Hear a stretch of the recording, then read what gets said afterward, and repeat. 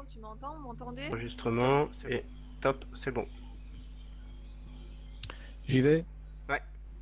Ouais, Voilà, je voulais juste vous montrer des petits trucs que j'ai remarqués en tradant toujours mes UT 5 minutes là.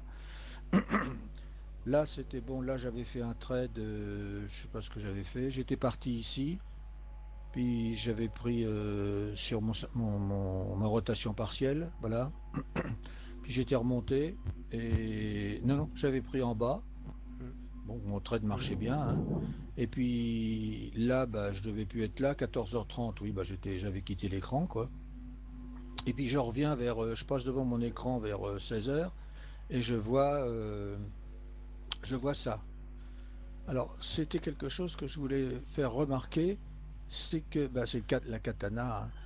Dans un rectangle, il faut savoir qu'on est toujours à la merci d'une katana dans un rectangle. Et on la trouve quand brusquement on voit que la Kijun, attends, là on a la Tenkan, là on a la Kijun. Et quand on s'aperçoit que la Tenkan se colle à la Kijun et qu'elles partent toutes les deux ensemble et qu'elles voyagent ensemble, il faut commencer à être attentif. Et si brusquement la Kijun fait une brusque casse comme ça, on peut se dire que c'est une katana qui part. Rien n'empêche à ce moment-là de mettre de l'argent ici. Si à la rigueur, bah, ça s'arrête là puis que ça redémarre, on coupe, hein. Mais on a tout de même de grandes chances, s'il y a une cassure de Kijun, et s'il y a la katana, la Kijun et la Tenkan qui sont collées, on a vraiment de grandes chances que ça soit une katana. Et un rectangle, on verra ça dans ma quatrième diapo, là, un rectangle, c'est tout de même une phase de congestion, on le voit bien avec comment ça s'appelle, la Bollinger, hein. Un rectangle, c'est une phase de congestion. Et une phase de congestion, qu'est-ce que ça veut dire? Ça veut dire qu'à la sortie de la phase de congestion, on a normalement une grande sortie. Ce que c'est ni plus ni moins que l'explosion de la Bollinger. Enfin, quand on Ouais. étudie les ouais. Bollinger, on sait qu'à la sortie, il y a une explosion et la katana, bah, c'est le début. Donc si je regarde, là, quand j'ai vu ça à 16h15, je passe devant mon écran, et il ne veut pas descendre, donc je vais le faire descendre à la main. Et là, mon ordinateur est bloqué. Ah voilà. Donc si je prends le suivant, quand j'ai vu ça, bah, je suis rentré. Et bien m'en a pris, puisque j'ai mis un, comment ça s'appelle, une limite sur le support daily qui se trouvait ici, et j'ai pris 48 pips. Et c'est ce truc-là que je voulais vous montrer. J'ai trouvé ça sur un site là. Le gars il disait que les rectangles c'était ni moins des zones de congestion et qu'on passait d'une zone de congestion à l'autre. Donc à la sortie, on avait des grandes chances d'avoir quelque chose qui partait pour aller rejoindre une autre zone de congestion. Et c'est vrai, ici, on va avoir encore une zone de congestion. En général, à la fin d'une katana, on a toujours, bah là, ici il y avait une katana, hein. À la fin d'une katana, on a une zone de congestion. Et là, il va y avoir une katana et on va avoir une zone de congestion. Les katanas, qui sont tout simplement des congestions, elles se terminent par une phase 4, par une phase, oui, 4 de Bollinger. Une phase 4 de Bollinger, ça veut dire quoi? Ça veut dire qu'on rejoint la congestion ici et qu'on recrée un rectangle. C'est ni plus ni moins que des Bollinger. Si on étudie les Bollinger, on trouve ça, hein. Congestion, phase 2, phase 2 ici, phase 3. Là, on est en phase 3 et on termine la phase 3 par une phase 4. On rejoint la congestion et hop, ça s'écarte phase 2, phase 3, phase 4. Là, ça revient au même. On fait un rectangle, hop, une katana ici, on part et on se retrouve dans une autre congestion ici. Donc c'est quand on fait un rectangle, il faut toujours, à mon avis, surveiller la Kijun et la Tenkan, et quand on voit qu'elles se collent, on a tout de même des grandes chances d'arriver à un moment où il va y avoir la fin du rectangle, cassure de Kijun, et s'il y a une cassure de Kijun dans le rectangle, on a tout de même des grandes chances d'avoir derrière une cassure du rectangle et une katana. Donc à la rigueur, rien n'empêche de rentrer ici. N'importe comment rentrer ici, c'est rentrer sur la rotation partielle, c'est pas bête. Et si on met un stop ici, on aura perdu un peu d'argent, mais on a tout de même des chances soit de stopper ici, si c'est simplement c'est dans le rectangle, hein, soit de partir en katana, et on le voit facilement si ça continue comme ça, que c'est une katana. Ben, c'est quelque chose que j'ai remarqué depuis que des trucs que je voulais vous en parler. T'as une remarque, Greg? Euh, Euh, je réfléchis. je réfléchis. Non, pas Non, particulièrement. pas particulièrement. Ça marche avec mes rectangles à moi, hein, pas les vôtres, hein. Moi, ça marche avec mes rectangles dans lesquels il y a la Kijun qui est dans le prolongement de la SSB.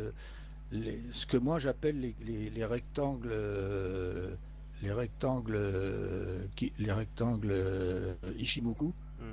et pas les Hmm. rectangles que je vois régulièrement sur le site, là, avec les gens d'analyse technique qui sont pas. Je ne le jurerai pas dans les rectangles d'analyse technique qui consistent à faire des rectangles en prenant les plus hauts, les plus bas, les plus hauts, les plus bas.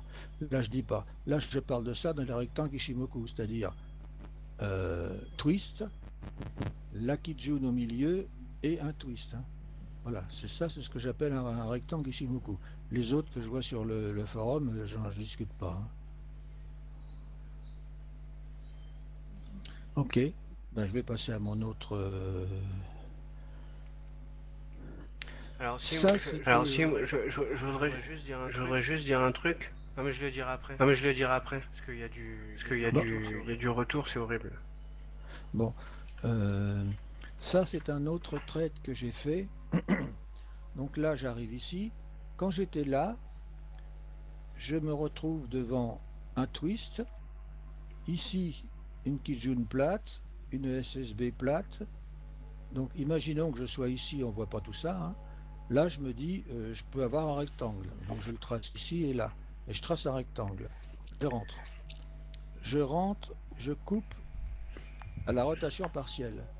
Ça, c'est pour répondre au mail que nous a envoyé Laurence, là. A dit, moi, je coupe pas à 50%. L'avantage de couper à 50% et de ne pas attendre le haut, c'est qu'on ne sait jamais si ça va aller en haut. Et ça, c'en est une preuve, c'est que normalement, il était pas mal, le rectangle là. Il y avait bien le plus haut, le plus bas, il y avait bien une SSB, une Kijun plate, une SSB, un twist, et quand j'avais pas tout ça, hein, c'était un beau rectangle. Je sais pas, tu es d'accord, Ouais. Greg? Ouais. Bon, bah, ce rectangle, il s'est arrêté. Là, donc, moi, là, j'avais pris mes 50. Là, j'ai pris. Là, oui. Pourquoi j'ai coupé ici? J'ai même pas pris 50%, j'ai tout pris. Pourquoi? Parce que quand j'ai eu toute cette partie-là qui s'est prolongée ici, j'ai bien vu que c'était mal parti. En plus, j'étais en contre-tendance. Moi, quand je suis en contre-tendance et que c'est mal parti, je coupe. Je me dis, bon, bah, c'est foutu, hein. Parce que quand je suis arrivé ici, le nuage, il était là, hein. Et mes prix, non, mes prix, ils n'avaient pas fait tout ça. Mais le nuage, il était là. Et bah, pourquoi je me suis dit que c'était pas bon? Je sais pas, disons que ça me plaisait plus ici, Les hein, parce que stochastiques. Les c'était en stochastiques. contre-tendance. Ah, c'était les stochastiques. Oui, voilà, ouais, ouais. Quand je suis arrivé là, j'avais toutes mes stochastiques qui étaient en haut. Ouais, c'est ça, voilà. Excuse-moi, je m'en souvenais plus. Je suis arrivé ici, j'ai vu toutes les stochastiques en haut. Je me suis dit, bon, bah là, c'est foutu, hein, ça va pas aller plus haut. Donc j'ai coupé. Et donc ça, c'était pour expliquer, c'est pour une des réponses qu'on peut faire à Laurence, c'est que couper à 50% dans un quand on a prévu au départ un truc à 100%, ça peut être des fois utile. Bon, après ici, j'ai rien fait parce que là, normalement, j'aurais pu rentrer ici à la vente à cause de la stochastique. Là, c'était même un truc de rêve, hein. Trois stochastiques qui sont en haut comme ça, celle-là qui part et les deux. Mais il était quelle heure? Il était 16h45, donc là j'avais fini, je suis pas rentré. Enfin, ça, c'est un truc de rêve, faut rentrer à la vente et puis après, là, je pouvais tracer. Est-ce que j'avais de quoi tracer un autre nuage? Ici, non, j'avais pas encore le twist ici. Bon, bah là, n'importe comment, c'était la nuit, 22, 23 heures, je pouvais plus rien faire. Enfin, à la rigueur, là, j'aurais pu tout de même, à 16 heures, j'aurais pu prendre tout de même une vente, au moins jusqu'ici, jusqu'à 18h45 à cause de ça, là. Parce que ça, c'est vraiment un truc qu'on est sûr qu'on va partir à la... Enfin, sûr, on a des très fortes probabilités de partir à la vente avec les trois qui s'ouvrent à la baisse. J'aurais pu mettre une limite ici, une vente ici, une limite ici, et puis... enfin bon, j'ai fermé, puis j'ai fermé. C'était l'après-midi. Moi, je suis fatigué à cette heure-là et je fais plus rien. Voilà, c'est simplement une des réponses que je voulais faire à Laurence, mais toi, tu en auras sûrement d'autres à faire sur ce qu'elle a posé comme question. Et c'est ce que je voulais faire. Voilà, Ok, merci c'est les Bruno. deux Ok, topo que j'avais merci à montrer. Bruno. Gabi, t'as des questions? Gabi, t'as des questions? Non, pas vraiment. Or, simplement, Gabi, ce que je peux te dire, c'est que les rectangles à Patrick, si on les trade, si on fait des rectangles comme ceux dont je parle, Kijun, enfin toi, SSB, Kijun et Nuage, honnêtement, ça marche bien. Si en plus on a les stos comme ça, quand on a deux stos et un truc comme ça, là c'est tout de même le rêve, hein. Là, tu as deux stos en haut et celle-là qui va bientôt se fermer, tu as toutes les chances que ça baisse. Manque de peau, ça n'a pas été en bas ici. Mais enfin bon, Mais ça a été quand, en mais bas, quand tu ça a dis été en bas que ici. Oui, quand tu dis que l'asto elle va se fermer, ça veut dire que bah elle est en elle haut. est ouverte l'asto là, non? Oui, mais bon, bah, à la rigueur, tu rentres pas là. Bon, elle est ouverte, oui, mais tu as tout de même ces deux-là qui sont ouvertes et qui repartent à la baisse. Attends, celle-là, tu as celle-là qui part à la baisse, celle-là qui part à la baisse. Là, toi, regarde là, celle-là commence à baisser, hein. Ouais. Celle-là est ouverte, mais celle-là commence à baisser. Si tu es ici, sur cette bougie-là, tu peux. Bon, attention, ça, c'est une fois que c'est après ça. Quand tu es quand tu es face à ton écran, je ne jurerai pas que celle-là soit baissée, hein. Elle sera peut-être ouverte. Alors, il faudrait peut-être mieux rentrer ici, hein. Enfin bon, ça Et c'est ça, peut-être j'ai pas pas. compris. Ouverte, ça s'appelle quoi ouverte? Ouverte, ça veut dire que ça et ça, c'est écarté. Donc ça, c'est ouverte. Ça D'accord. et ça, là, c'est fermé, tu vois. Là, D'accord. ça se ferme. Alors, là, ça, elles s'ouvrent, là, elles sont ouvertes à la baisse. Donc, quand c'est ouvert à la baisse comme ça, tu as des chances que ça baisse. Quand c'est ouvert à la hausse comme ça, mais là, par contre, c'est ouvert à la hausse et celle-là à la baisse. C'est pas très bon. Voilà. Par contre, quand tu as ouverte à la baisse ici, ouverte à la baisse ici et ouverte à la baisse ici, tu as des chances que là, ça baisse. Quand tu as ouverte à la baisse, il n'y en a pas beaucoup là de bonnes. Celle-là devrait être bonne normalement. Donc là, tu as ouverte à la baisse, ouverte à la baisse. Là, c'est à la hausse. Bon, c'est pas de peau. Mais l'idéal, c'est d'en avoir deux en surachat, avec une autre qui ici a ouverte à la baisse aussi, celle-là. Alors là, quand on a deux en surachat qui repartent, qui vont vers la survente, et que la troisième, elle est aussi ouverte à la baisse, hein, puisque ce petit truc-là, il est au-dessus de ça, c'est ouvert à la baisse.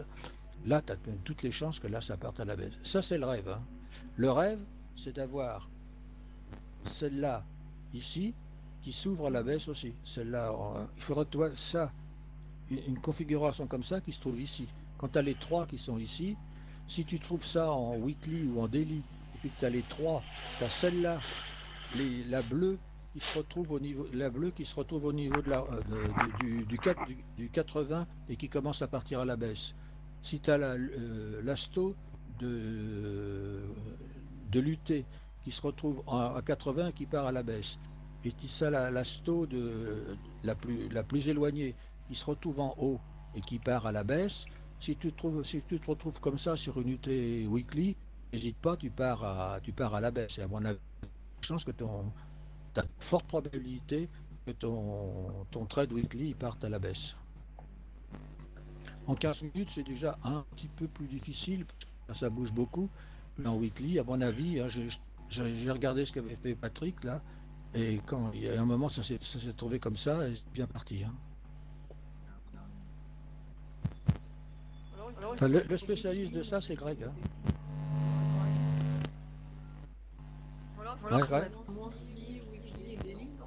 Et Bah, après, on si en tu es en daily. weekly, tu mets weekly, bah, weekly et monthly, c'est tout. Si tu es Ouais. en daily, tu mets daily, weekly et monthly.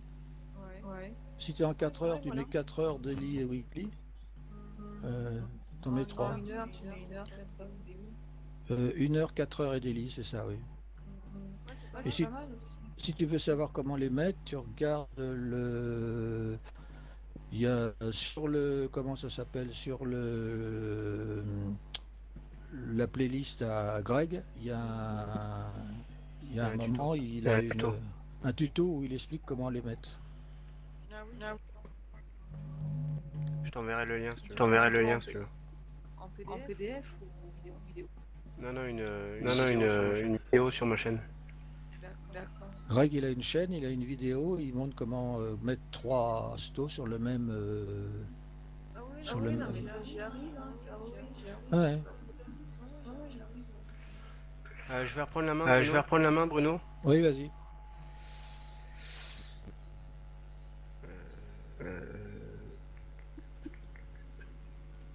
Attends, Greg, t'as une minute? Ouais. Ouais. Je vais juste montrer un truc. Je suis pas sûr que les stos ça marche pas tout le temps, hein. Ah bah je peux pas. Attends, je regarde comment ça se fait que ça marche pas. Je ferme. Non, bah attends. Fermer. Ne pas enregistrer. Fermer. La bougie elle touche la Kijun. Là la bougie elle touche la Tenkan. Quand j'ai dit ça va, ma limite est là. Quand j'ai vu ça, je me suis dit ça va aller toucher ma limite. Par contre, toi me dis l'inverse. Là, elles sont ouvertes, hein, tu vois, Gabi.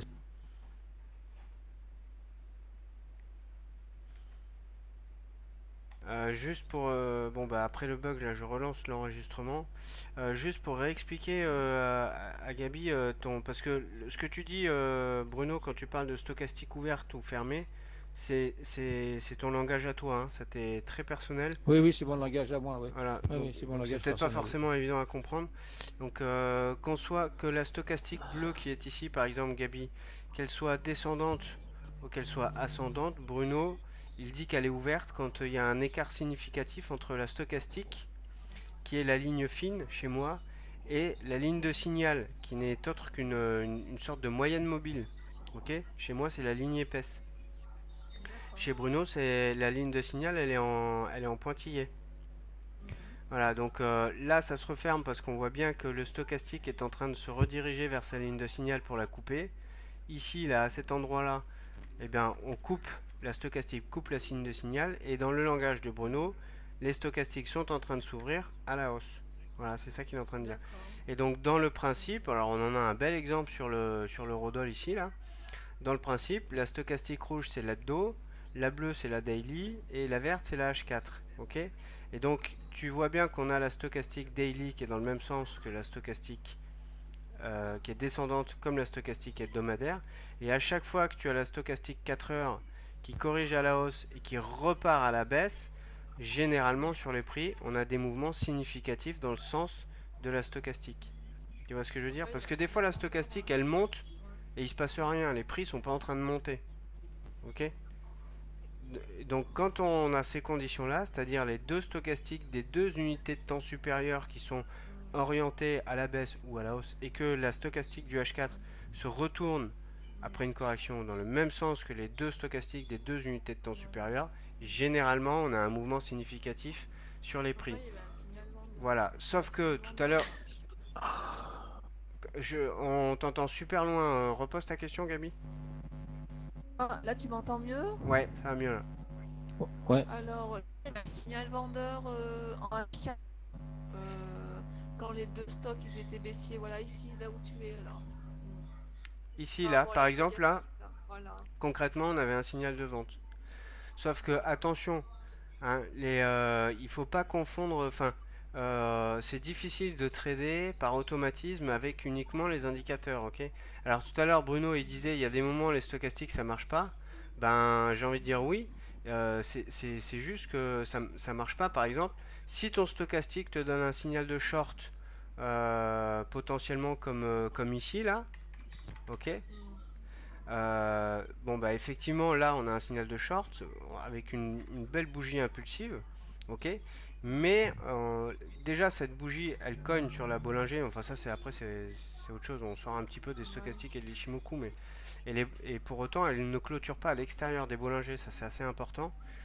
Et puis surtout on voit bien que là notre signal de short il est à l'approche d'une zone de support importante, hein. C'était mon ici là le truc rouge là c'est la borne basse d'un range weekly, hein. Tout le monde le connaît ce range sur l'euro dollar, le range fameux Ouais, range ouais, c'est celui weekly qu'on là, a depuis X, je ok. crois. Ouais. Voilà, donc on Hmm. arrive ici, donc dès lors que nos stochastiques nous donnent des signaux alors qu'on est signaux de vente alors qu'on est à l'approche d'un support, ou signaux d'achat alors qu'on est à l'approche d'une résistance, ça, effectivement on risque d'avoir des problèmes. Ouais. Donc tout ça pour dire que Bruno l'a pas forcément dit dans son propos, mais pour autant je sais qu'il le fait. Avant de commencer le trading, notamment à partir de ces signaux, qui là pour l'occurrence c'est du swing, puisqu'on est sur du H4 daily et hebdo. Ce que nous montrait tout à l'heure Bruno dans son setup, c'est plutôt de l'intraday, limite du scalp d'ailleurs, enfin intraday on va dire. Mais en amont, il faut bien prendre son actif et puis faire le cadrage graphique sur toutes les unités de temps, parce que sinon on s'expose à quelques petites déconvenues. Donc par exemple, voilà, ça bug, putain, c'est chiant. J'ai eu un vocabulaire un peu chartier, je suis désolé. Donc avant de vouloir utiliser cette technique là des stochastiques, on prend son actif, quel qu'il soit, hein. Là je suis sur l'USD CHF, on prend son actif, on part du mensuel, ok. Limite, hein, vous savez comment je fais moi, hein, au départ je prends, T'enlèves Ishimoku, ouais, ouais. ouais, je prends pas trop Ishimoku. Ici qu'est-ce que je vois? Je vois un bout de mèche mensuel et ici des bouts de mèche mensuels. Donc ici crack, je sais que j'ai une zone relativement importante. Bon bref, après l'USD CHF je commence à le connaître par cœur, donc je sais pas. Enfin voilà. Ici, pareil, on a de nouveau une zone qui est peut-être un petit peu, voilà, qui est peut-être plutôt comme ça là. Et donc c'est par exemple sur ce l'USD CHF, c'est cette zone là que je suis en train de travailler personnellement à la baisse, ok. Et puis donc là, je suis sur du mensuel. Hop, on retourne sur de l'hebdomadaire. Sur l'hebdomadaire, ouais, on regarde, on fait ce qu'on a à faire, on regarde ce qu'on a à regarder, on trace ces petits boui là, on fait son cadrage graphique, hein, sachant que le plus important en cadrage graphique, ça reste quand même les zones de support résistance horizontaux, pardon. Après, tout ce qui est support résistance oblique, c'est toujours un petit peu moins fort. Mais ici, j'en ai repéré une, ok, qui va forcément me donner une réaction quand on va arriver dessus, hein. Soit on a une bougie impulsive pour la casser, soit on va forcément rebondir. Donc ça peut aussi donner des zones d'objectifs. On fait pareil après sur le daily et ainsi de suite. Et après, une fois qu'on a son cadrage graphique, on peut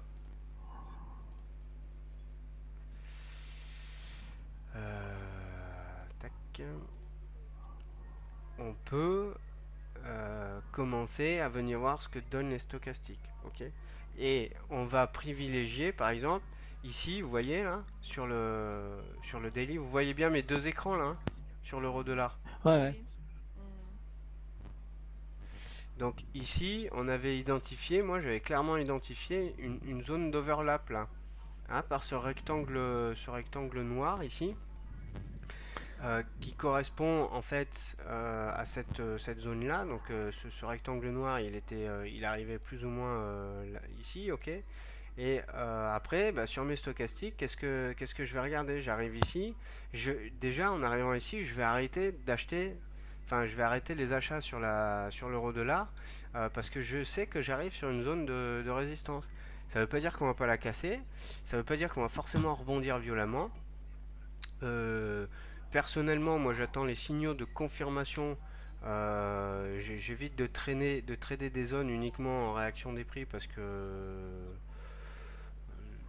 pour plein de raisons, mais généralement, enfin, ça peut être du pile ou face. Et puis vous voyez bien, ici, c'est jamais des lignes précises. Ok, là, Ishimoku, il nous dit pas grand-chose. Le seul truc qu'Ishimoku, il nous dit, c'est ça là. C'est ici le plat Kijun et le plat SSB. Voilà. Et avec ici, évidemment, ce plat SSB. Oh, je suis en train de dire des bêtises. Parce que le plat SSB, on aurait pu jouer la réaction des prix. Mais bon, bref, moi je préfère pas signer trader les signaux, mais la confirmation des signaux. Et pour avoir la confirmation des signaux, eh ben, j'utilise les stochastiques ou autre chose. Hein. Des fois, c'est les MACD, enfin peu importe, ça dépend des setups. Et donc, ici, par exemple, là, dans cette zone-là, j'ai ma stochastique hebdo qui est en train de s'ouvrir à la baisse, j'ai ma stochastique daily qui est en train de s'ouvrir à la baisse, et j'ai ma stochastique H4 pardon, qui est montée et qui se retourne ici. Donc là, concrètement, on attend par exemple la cassure de la ligne de signal sur le stochastique H4, et sur cette bougie-là, donc cette bougie-là, potentiellement, on pouvait shorter. On pouvait aussi shorter sur celle-là, parce que là, on est en train d'ouvrir la Bollinger. Bon, et ainsi de suite. Alors après, là, Ishimoku, il nous sert pas à grand-chose concrètement. Ok. Et puis, en revanche, dès qu'on passe sous le nuage, sous Kijun, sous Tenkan, sous le nuage, là, j'ai envie de dire, on peut limite y aller, pas à l'aveugle, hein, mais assez confiant. Par exemple, là, certes, on casse la Kijun, mais ici, soit ici, on a potentiellement un signal de vente, ok, qu'on peut prendre presque les yeux fermés, parce que la stochastique hebdo, elle est ouverte à la baisse, la daily ouverte à la baisse, la H4, elle est montée et elle se retourne à la baisse, on est sous la Kijun, on est sous le nuage, et puis en plus, concrètement, on Voilà a qui. Shinku qui est encore empêtré dans le nuage, mais ok, ouais, on a Shinku qui est empêtré dans le nuage, certes. Oh, bon, enfin, tu peux y aller là. Ouais, là, tu Mais qui est en train de casser, enfin, ouais, bon, bref. Voilà, concrètement, bon, perso, j'ai pas pris, j'ai pas tradé, j'ai pas eu le temps, j'étais pas devant les écrans, j'étais sur autre chose, plutôt sur l'USD CHF en ce moment et puis le NZD USD perso. Euh, mais voilà concrètement ce que ça peut donner quoi. Ces histoires de Pourquoi tu stochastique. choisis, Ouais. pourquoi tu choisis une paire ou une autre celle-là, par exemple, elle a l'air pas mal. Pourquoi tu y vas pas dessus? Pourquoi tu restes sur les autres? Parce que je suis pas à la retraite, Bruno. Ouais, non, mais même tu l'as choisi pour une raison. De quoi le USD CHF par exemple? Ouais, ouais. Oui, l'USD CHF, oui, pour une raison. Alors, j'ai pas trop envie de développer parce que c'est plutôt des, comment dire, des techniques qu'on apprend S'il est chez pas, IVT. il- Et ah donc, oui, parce qu'il est pas beau celui-là. comment? Bah, il est pas beau. Du point de vue des stochastiques. D'ailleurs, c'est pas. Non, au point de vue du graphe, c'est pas une belle.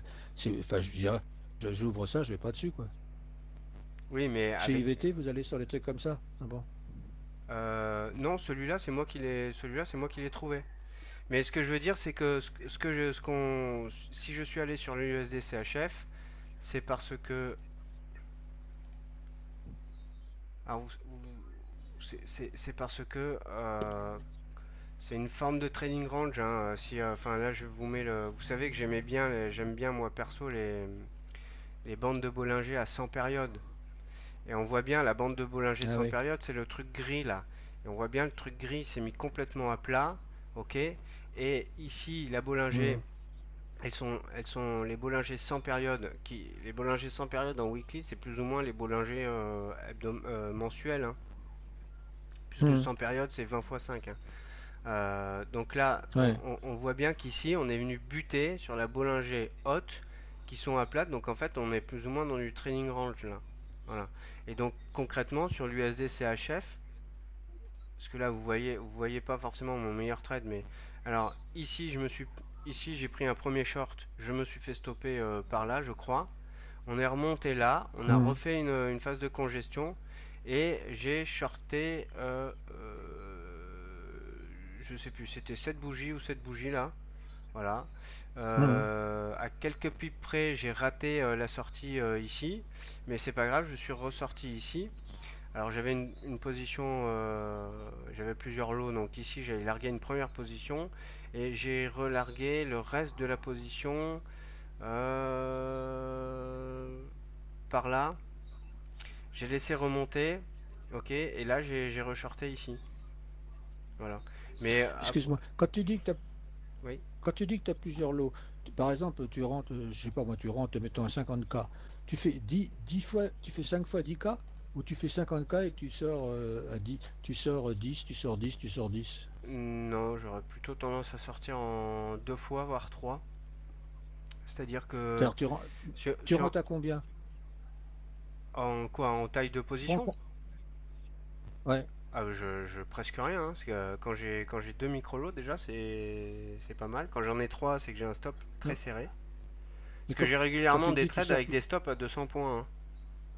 non, mais tu me dis tu sors en plusieurs lots. Oui. Ça veut dire quoi? Et ben par Ça veut dire exemple, que tu es rentré à plusieurs lots? ah bah oui, micro-lot. Donc tu rentres, mettons, à 3 micro-lots. Ah, ça m'arrive, ouais. Si j'ai un stop très serré, oui. Ah ouais, tu rentres pas à un micro-lot de 3, par exemple, et tu sors pas à 1. Tu rentres 3 micro-lots et tu sors un micro-lot. Là, je comprends plus ce que tu me dis. Moi, moi, si tu veux, quand je rentre, mettons, moi, je fais des 30K. Je rentre 30K et à la rotation partielle, je sors 15K. Ouais, Je rentre à 30, je sors 15, il m'en reste 15 et je sors les 15 à la fin. ouais. Donc je sors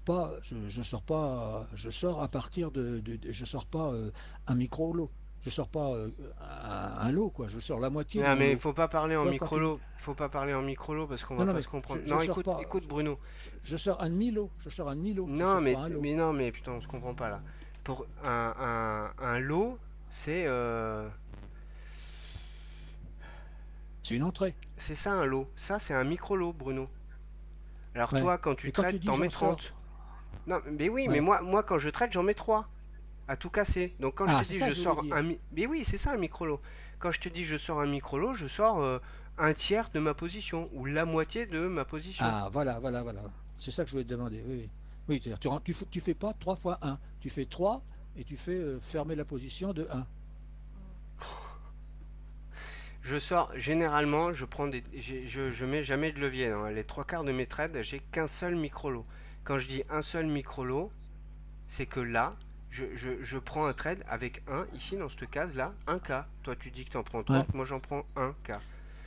Des fois, sur Bon. certains trades, j'en prends deux K. C'est-à-dire que je trade avec 20 centimes le pip. Et donc, Là-dessus, je comprends. ok, d'accord. Eh bien, les trois quarts du temps, je sors ma position en deux fois. Une sur un premier objectif. Donc là, en l'occurrence, sur ce que je vous ai décrit là, quand je t'ai dit j'ai shorté ici, j'ai sorti 50% de la taille de ma position ici. Voilà. Ok, Voilà. c'est ça que je Et voulais te poser. 50% Voilà, j'ai compris. de la taille de ma position sur cette bougie, sur ce doji là ou sur le suivant, je sais plus. Par là, à ce niveau-là, J'ai vers com- les 99, Ok, 0,99,7 ou 0,99,8. J'ai ok, mais j'ai attendu, compris. C'est ça que je voulais. voilà. D'accord, c'est ça. Un micro-lot, c'est un K. C'est ça, un Non, micro-lot. non, je te parle pas de la taille, mais c'était quand tu me disais je sors un, Là, tu sors 50% de ta position ou oui, 30% de ta position. oui, D'accord, c'est ça, oui. voilà. Ok. Hmm. C'est assez rare que j'ai des positions avec 3 micro-lots, c'est-à-dire à 30 centimes le point. Parce que j'ai pas un très gros D'accord. compte, hein, ça regarde personne, mais non, en même temps, j'ai rien à cacher, je m'en fous. J'ai pas un Non, gros d'accord. compte. Donc, D'accord. et comme moi, perso, c'est assez rare que j'ai des trades où le stop risque 1% de mon capital. Généralement, je suis à moins. Bah, tout de suite, Hmm. avec un petit compte, tout de suite, enfin, t'as pas beaucoup de choix, quoi. Mais c'est la clé Je comprends. Ouais. pour trader sans stress et surtout, c'est la clé pour faire des swings qui peuvent durer. Le swing que j'ai pris ici, tu vois, il a duré, je l'ai gardé quasiment 3 semaines, quoi. Ouais, Donc, pour garder je un trade comprends 3 très bien. semaines sans le regarder toutes les 5 minutes, ben, il faut aussi avoir l'esprit tranquille et savoir qu'on peut se prendre une mèche de 400 points, qu'on va pas cramer le compte. Alors D'accord. maintenant, on va essayer justement de répondre un petit peu à la question de Laurence. Euh, Alors attendez, hop. Alors voilà, donc je vais lire la question de Laurence. C'était la technique de prendre deux lots par exemple, d'en mettre un ABE au premier TP et laisser courir le solde au deuxième TP ne me semble pas rentable, sauf si on gagne plus de trades qu'on en perd. On perd 2 quand on ne gagne qu'un la plupart du temps. Lorsqu'on perd plus de trades qu'on en gagne, ne vaut-il pas mieux soit prendre les deux lots au premier TP et basta, soit ne prendre qu'un lot et ne jamais laisser courir? Je ne sais pas si je suis clair, blablabla. Bon, si, c'est très clair. Alors, moi ce que je vais répondre, c'est que un système de trading qui fonctionne pas trop mal, qui se respecte, on va dire, c'est un système de trading qui globalement a un taux de réussite d'à peu près 50, enfin à partir de 50-60%. Alors après, il y a différentes écoles. Voilà. On peut prendre l'école de Patrick, qui lui enfin, à ma connaissance, ne dépyramide pas ses positions ou ne pyramide pas ses positions. C'est-à-dire que il prend un trade, Patrick, et puis il taille tout simplement. Admettons, voilà, Patrick, on sait qu'il fait beaucoup de, enfin, qu'il affectionne le trading range. Hop. Et ici, on avait, par exemple, alors c'est du weekly, mais c'est pas grave. Il faut pas se fier à l'unité de temps, on s'en fout. Imaginez que c'est du H4, c'est pareil.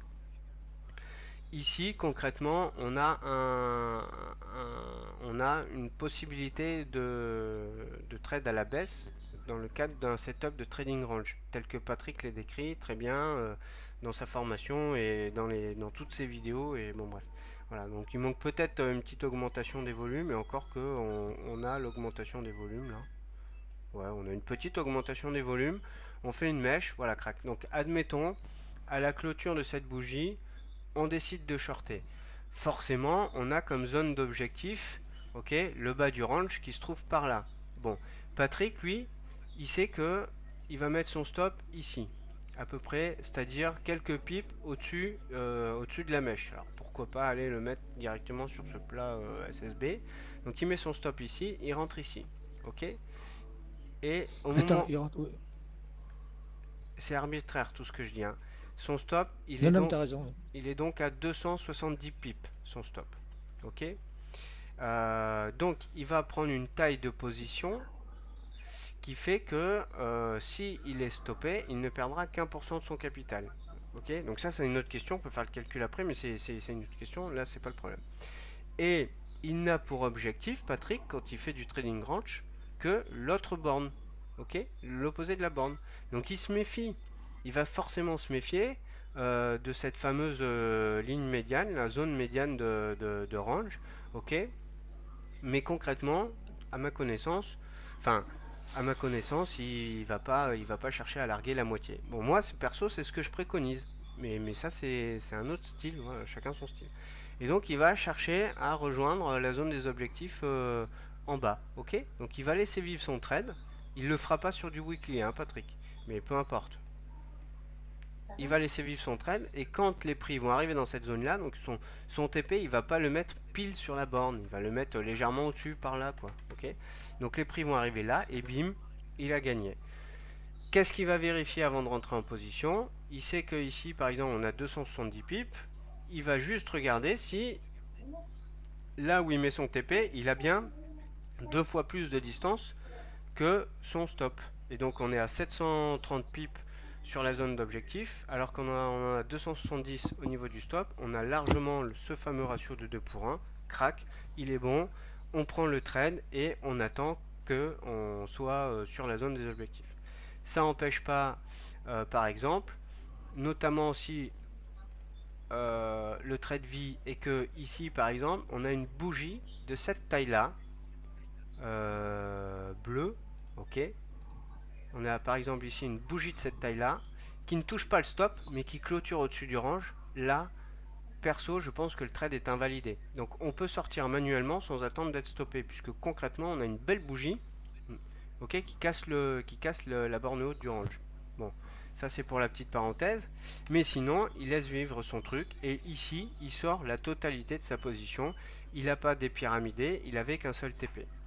Ça, c'est une manière de faire. Sauf que Patrick, il rentre en position une fois tous les 36 du mois, hein. Il fait entre 1 et 3 trades par semaine.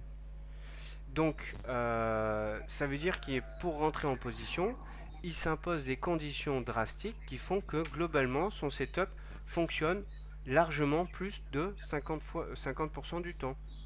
Ces setups à Patrick, il fonctionne entre 70 et 80% du temps. Entre 70 et 80% de ses trades sont gagnés. Je me demande si c'est même pas plus. Je ne voudrais pas me prononcer à sa place, c'est à lui de le dire d'ailleurs, mais je pense qu'on est dans cet ordre de proportion là. Donc concrètement, voilà une méthode, ok. On prend une position, on a son TP et on déboucle tout au niveau de son TP unique.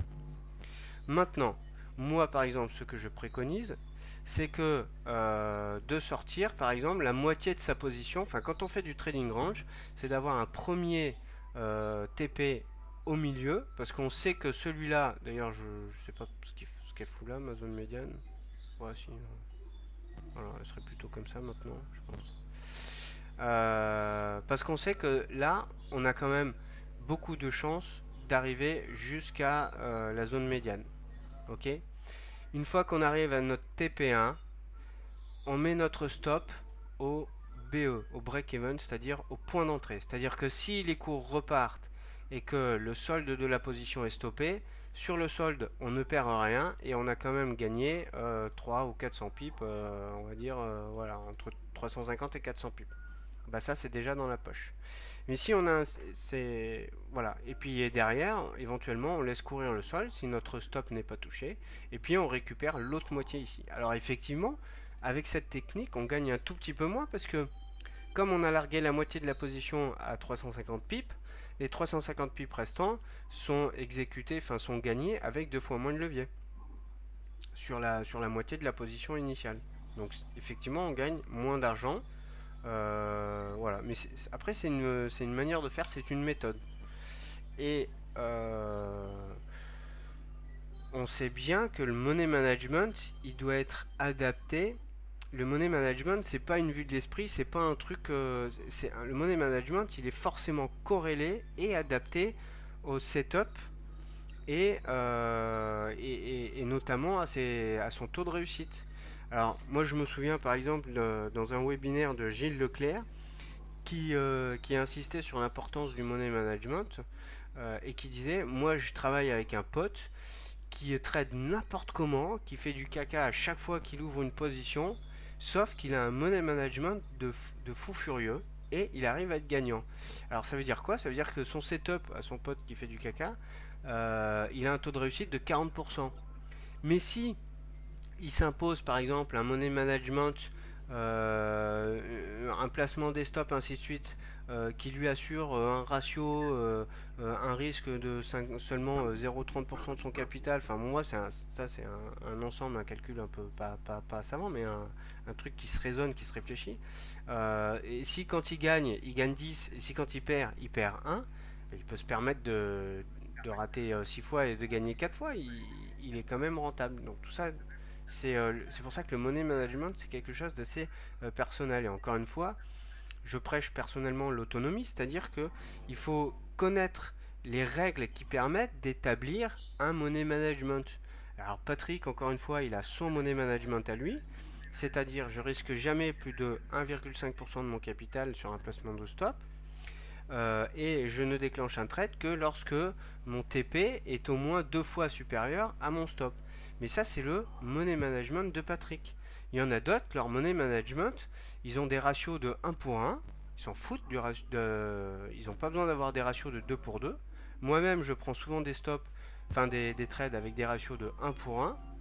Et puis, comme tu le sais très bien, ce qui est préconisé chez IVT Laurence, c'est de ne prendre qu'un micro-contrat par tranche de 5000 euros de capital. Donc là, tu tailles plus ta position en fonction de la place de ton stop tel que Patrick le fait, mais tu tailles ta position par rapport à ton capital de manière fixe et sans avoir à réfléchir. Tu as 15 000 euros, tu prends une position de 3 micro-contrats. Voilà, c'est-à-dire 30, tu trades avec 30 centimes le point. Voilà.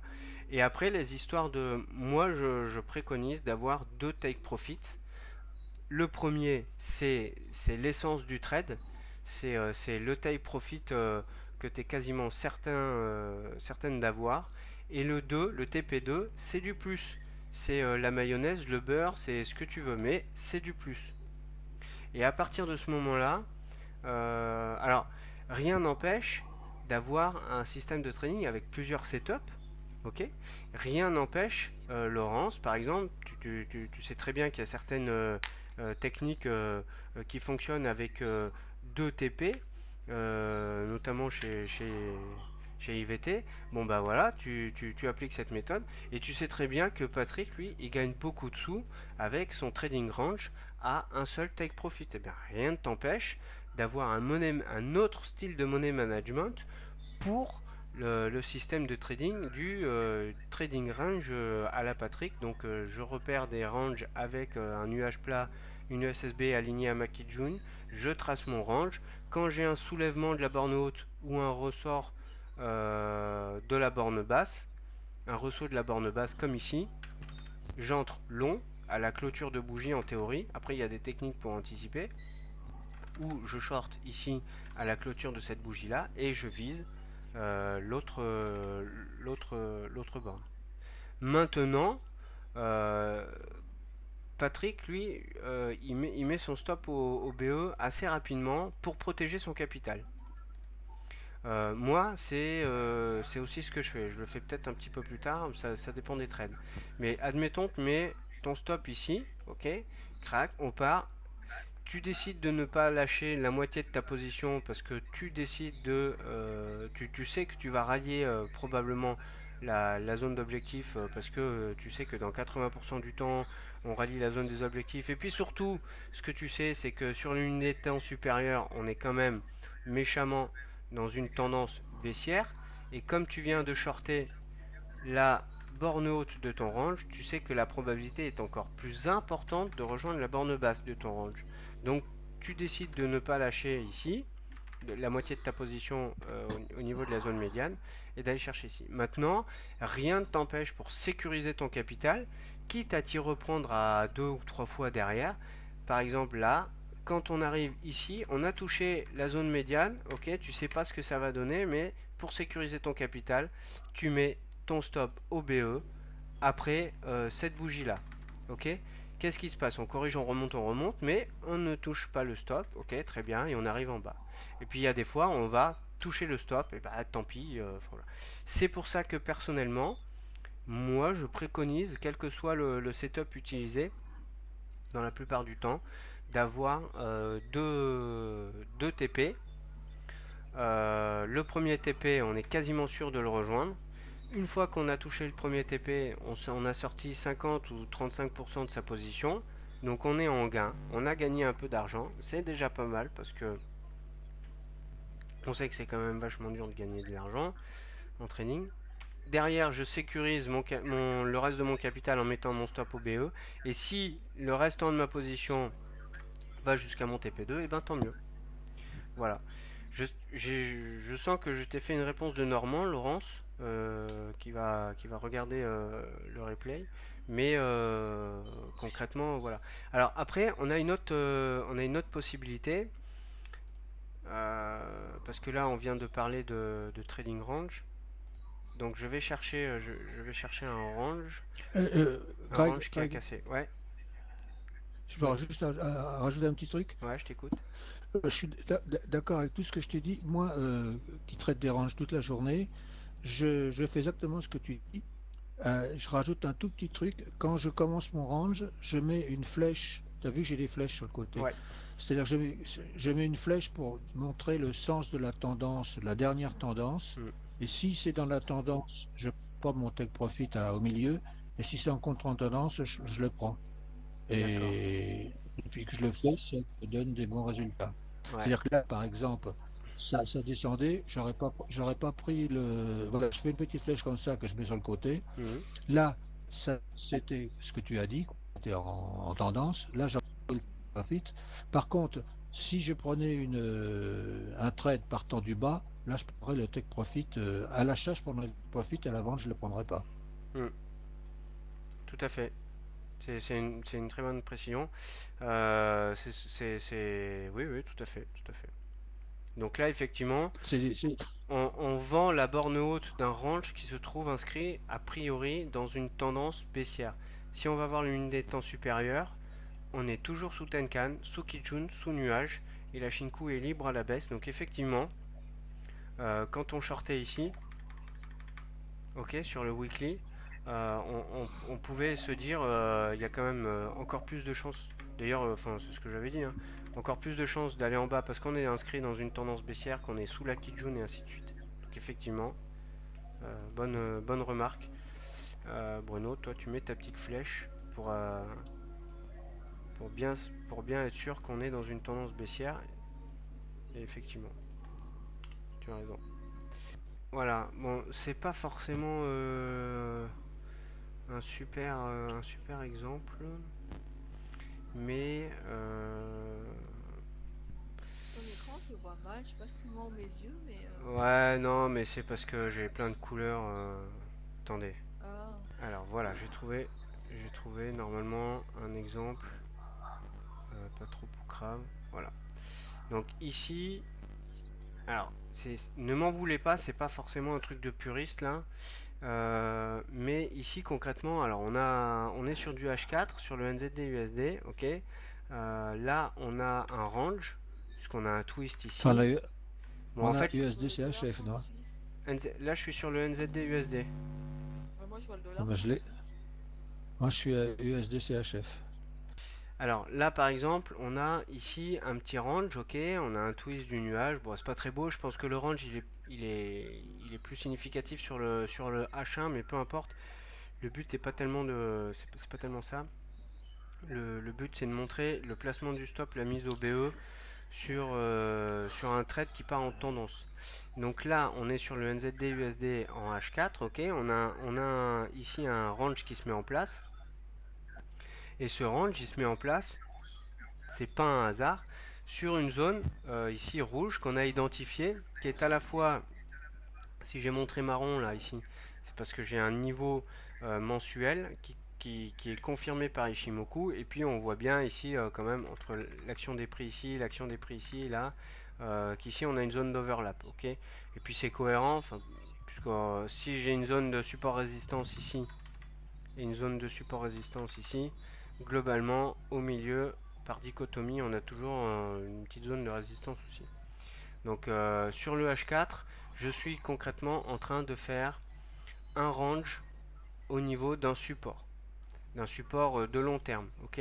Donc ça c'est normal. Donc là, ce qui va se passer, c'est une rotation, une inversion des flux entre les vendeurs qui vont commencer à prendre leurs bénéfices et les acheteurs qui vont commencer à se placer. Et dans ce range, qu'est-ce qui se passe? Enfin, j'extrapole un peu d'ailleurs là, mais dans ce range, qu'est-ce qui se passe? On a les vendeurs qui se délaissent de leur position et qui sont en train de donner la main aux acheteurs qui commencent à acheter ce que les vendeurs refilent. Donc comme il y a des vendeurs et des acheteurs, ok, et ben on a une zone d'équilibre parce que tout le monde est d'accord sur ce prix. Les vendeurs sont d'accord pour vendre ici, et les acheteurs sont d'accord pour acheter ici. Sauf que comme on est sur une zone de support, on va commencer à avoir plus d'acheteurs, plus on se décale dans le range, plus d'acheteurs que de vendeurs. Donc forcément, après, avec la loi de l'offre et de la demande, quand il y a plus d'acheteurs que de vendeurs, et ben, ça fait grimper les prix. Ok. Donc on casse notre range. Alors, admettons qu'on attende la cassure de notre range. Ici, c'est pas une belle cassure, parce qu'il y a des mèches. Ok, puis on est encore à l'intérieur du nuage. En revanche, ici, c'est quand même une belle cassure, et puis on sort du nuage. On me dirait, il y a une bougie rouge derrière qui avale légèrement, mais pourquoi pas. On peut aussi attendre la cassure et attendre le pullback. Ça, comment dire, une stratégie plus sûre. Alors, soit attendre ce Ou à la pullback cassure de la ici, katana. ou la cassure de la katana, oui. Ou à la cassure. Non, ou à la cassure de la Kijun. Ici, ou à la cassure de la Kijun. Plus bas, plus bas, plus bas. Ah ouais, mais là, t'es dans le range. Là, tu casses une Kijun qui est Non, à plat, dans le nuage, non, c'est... elle est collée à la Tenkan, tu rentres. Bon, enfin, c'est pas grave, vas-y, Ouais, continue. ouais, on est quand même au milieu du range. C'est normal d'avoir la Kijun et la Tenkan. En revanche, sur cette bougie-là, donc la fameuse bougie qui est pas belle, on a le katana qui se met en place. Ouais. Voilà, donc pourquoi pas, hein. Donc, Hmm. admettons, on achète ici. Où est-ce qu'on met son stop? Donc, on achète. Donc là, je parle toujours plus ou moins à Laurence. Ok, on achète sur ce niveau-là. Donc là, crac, j'achète. D'accord? J'achète en vert. Hmm. Et je vais mettre, moi perso, mon stop ici. Ok? Hmm. Voilà. Perso, je le mets là. Je le mets là parce Hmm. que c'est la zone médiane, même légèrement en dessous. C'est la zone médiane. C'est souvent quand même qu'on fait des pullbacks. Voilà, donc ici concrètement, bah, on fait un pullback. Donc je suis pas surpris de ce pullback. On repart à la hausse. Bon, on a effectivement cette zone là qui fait résistance. Là, on voit bien les cours, ils n'arrivent même pas à toucher à cause de ces deux plats SSB. Mais quoi qu'il en soit, après on les casse et on part. Alors quand est-ce que moi je vais mettre mon stop au BE? Euh, alors ici on redescend, on fait un range sur du 15 minutes. Je suppose toutes ces quatre bougies là, ça doit être, je suis sûr que c'est un range 15 minutes. On le recasse à la hausse, on recasse la Tenkan. Bon bah moi je me dis parti ici sur ces deux bougies, je me dis maintenant je vais commencer à sécuriser. Je vais peut-être pas mettre mon stop au BE, mais plutôt mettre mon stop sous les bouts de mèche ici. Là. Voilà. Et après, je fais avancer mon stop en fonction des plats Kijun. Quand je trade à l'Ishimoku, perso, c'est comme ça que je fais, Laurence. Alors, soit je mets mon stop au BE en disant si je suis tapé, au moins je perds rien, quitte à m'y reprendre plusieurs fois. Donc là, en l'occurrence, Là, t'es sorti. là, je me fais sortir au moins ici, ici et encore ici. Ok. C'est pour ça que je fais avec les plats Kijun et les prix. Ensuite, la Kijun, elle monte ici et elle fait un plat. Ouais, bah là, j'aurais tendance à me mettre là, je me serais fait sortir. Bon, peu importe. Le principe que moi j'applique, il faut le critiquer parce qu'ici on voit bien qu'il n'aurait pas marché. Ok. C'est que je mets mon stop en dessous des bouts de mèche de l'avant-dernier plaquis jaune. Alors, là normalement, personne n'a rien compris. Alors, cette ligne que je viens de dessiner ici, on va dire que c'est l'instant T. Ok. Donc, je rentre en position sur, sur cette bougie-là, ici. Ok, qui est cachée Ouais. par le trait. J'ai mon stop qui se trouve à peu près sous la zone médiane, au niveau de la zone médiane de mon range. Ok. Là, j'ai mon premier plat Kijun. J'ai ma Kijun qui monte. Je suis dans le trade là. Ok. Eh bien, je monte Ouais. mon stop sur le plat Kijun précédent. Ici. Ok. Ensuite, là, les prix continuent. Enfin, on avance dans le temps. Arrivé à cette bougie là, j'ai un nouveau plat Kijun. Eh bien, je mets mon stop sous les bouts de mèche des bougies du précédent plat Kijun. Donc là, j'ai mon plat Kijun, il est ici, à 0,698, ok. Le précédent plat Kijun, il est ici, et les bouts de mèche sont ici. Voilà. Alors par automatisme, j'ai tendance à le mettre sur le plat Kijun, mais c'est vrai que aussi souvent, je le mets sous les bouts de mèche. Ok. Ensuite, les prix continuent d'avancer. Ici, on fait un nouveau plat. Donc l'avant-dernier plat, il se trouve du coup ici et les bouts de mèche se trouvent ici. Ok, donc je remonte mon stop ici, crac, et je me fais sortir là. Je peux te dire quelque chose, Greg? Ouais, oui, Moi, quand j'ai un truc comme ça, je regarde la taille des mèches. ouais, Et surtout sur tes CHF, alors là, je regarde la taille de tes mèches parce qu'elle m'affole. hmm, Et moi, je prends là, je prends les plus grandes mèches. Toi, moi, je prendrais cette mèche-là, ouais, là. Moi, je prends cette mèche-là et je fais ce que tu dis, mais je mets mon stop à la taille de cette mèche-là en dessous. Tu oui, me disais, je mets le stop ici. Alors oui, moi, je mets le stop là, mais à la taille de cette mèche-là. hmm, Parce que chaque paire, elle a des mèches différentes. oui, Les CHF, elles ont des grandes mèches. Il y a d'autres qui ont des petites mèches. Donc moi, quand j'ai un grand truc comme ça, je regarde les mèches. Mm. Et je me dis, bon, bah, celle-là, elle a des grandes mèches. Je prends ça, je me mets avec ça, là. Je me calcule la taille des. Je me fais une. Comment ça s'appelle? Je me fais une petite barre Mm. de la taille de cette Ah truc-là ouais, je vois et bien. je me le mets en dessous. Et Mm. je mets ma mèche là. Parce que c'est important, c'est les mèches que fait le truc, hein. C'est ça qui est important. Oui, c'est bien vu. Donc tu te fais une barre de la taille de cette mèche, comme ici, là. Voilà, par exemple. Voilà. Et à chaque fois que Et tu je me le places mets en ton dessous de stop, la kit jaune. tu mets l'équivalent de ce truc en plus. Ouais. Ouais, ouais, tout à Voilà. fait.